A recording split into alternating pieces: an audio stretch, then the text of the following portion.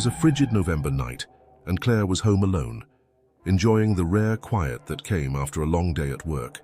Her small house, nestled on the outskirts of a town that was barely on the map, seemed like a perfect refuge from the world. The wind howled outside, rattling the windows, but inside, the warmth of the fireplace and the soft glow of the TV made it feel safe. At around 9 p.m. there was a knock at the door. It was soft at first, barely audible over the wind, but enough to catch her attention.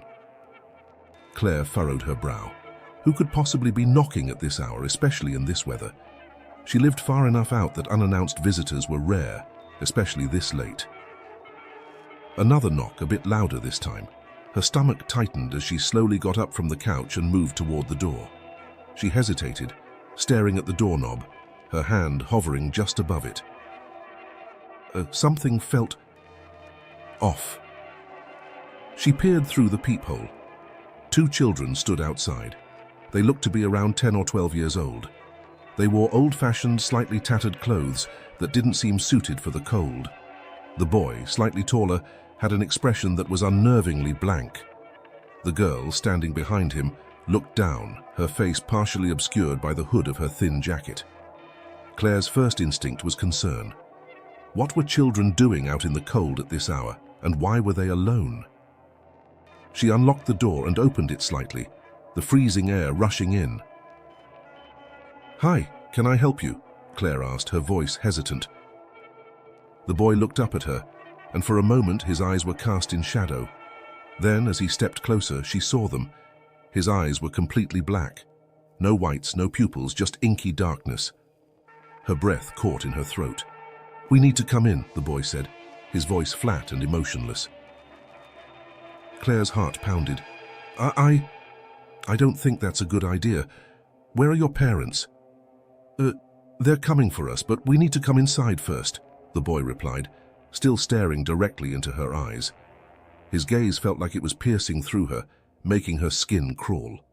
The girl behind him looked up, revealing the same hauntingly black eyes. "Please, it's so cold, just for a little while."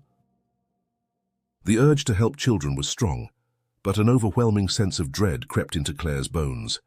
Everything about this felt wrong. The way they stood so still, the monotone in their voices, those eyes. "I'm sorry," Claire stammered, stepping back. "I can't let you in."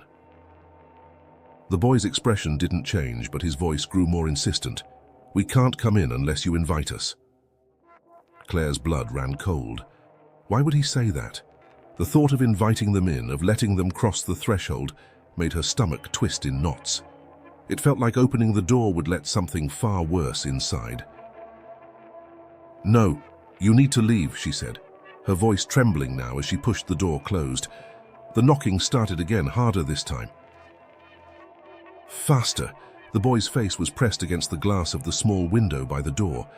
His voice came through, low but clear. "You have to let us in. We won't leave until you do." Claire backed away, her breath coming in short, panicked gasps. She grabbed her phone, dialing the police, but as she lifted it to her ear, the line was dead, no signal. A chill washed over her, and she slowly turned to look back at the door. Both children were now staring through the glass, their black eyes wide and unblinking. Their faces were unnaturally pale under the porch light, and the boy spoke again, his voice muffled, but firm. "We're not going to hurt you. We just need to come inside." Claire ran to the back of the house, her mind racing.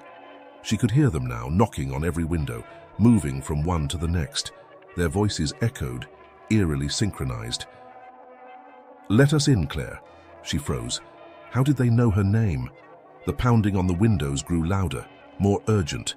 She could hear the children calling her name over and over, their voices losing the calm monotone and becoming something darker, more frantic. "Claire, let us in, Claire."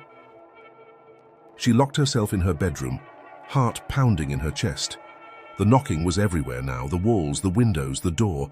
She could hear their whispers, their soft, insistent pleas. The sound surrounded her, pressing in on her from all sides, and then, as suddenly as it had started, the noise stopped. Silence. For a moment, Claire thought maybe they had gone, but she didn't dare move. She held her breath, waiting, listening.